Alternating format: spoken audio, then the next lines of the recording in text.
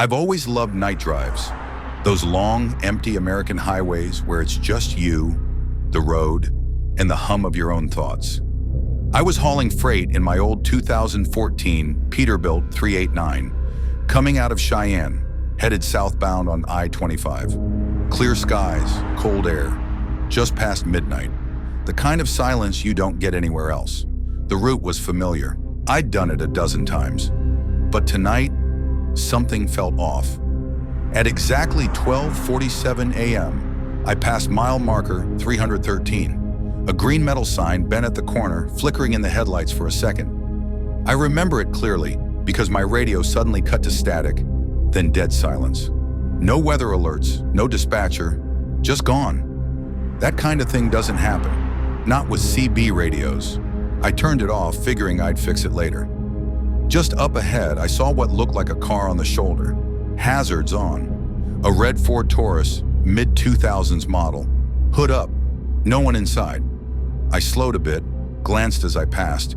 The driver's side door was wide open, keys still hanging, but no one. No footprints in the snow either. The road was dusted in fresh powder. No sign of anyone walking away. And it was 9 degrees Fahrenheit, maybe less with wind chill. Nobody walks out here in that. I radioed a brief message to dispatch anyway, even though the comms were down, just out of habit. Possible breakdown at 313, no driver visible, gonna keep rolling. I pressed on. Another 15 miles went by in silence. No other cars, no wildlife. Even the stars felt farther away than usual. That's when I saw the same Ford Taurus parked on the shoulder. Same license plate, same busted rear light, same open door. Mile marker, 313. My first thought was that I'd looped somehow, missed a turnoff. But I knew the route.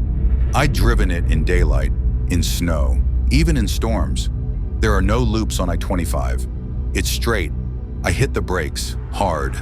The Peterbilt hissed and groaned as it slowed. I pulled over, stepped down into the snow, and walked to the sign. Mile marker 313. Again. I swear I felt the cold go straight through my boots. I walked around the Taurus, still no one. I opened the driver's door, half expecting an explanation, maybe a phone, a wallet, something. Nothing. But the interior smelled like old cologne and rotting leaves. I closed the door. That's when I noticed something in my peripheral vision.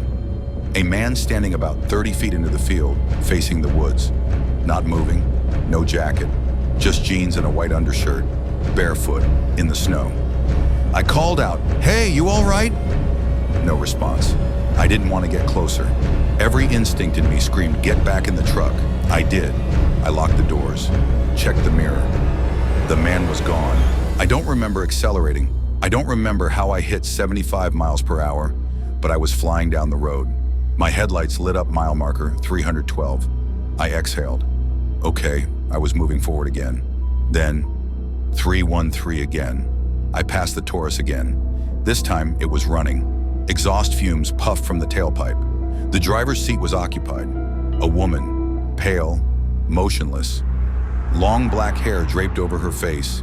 She didn't blink, didn't turn, just sat there, breathing heavily. I didn't stop. I kept driving. I must have passed that sign 5 times. Each loop, the scene changed. Sometimes the Taurus was smoking. Sometimes it was flipped. Once, it was on fire but burning silently, as if the sound had been removed. And once it was my own Peterbilt burning at the side of the road, and someone was in the cab, screaming. I slammed the brakes and threw up right there in the cab. Then the radio crackled. "Breaker 19, you still with us, 67? It was dispatch.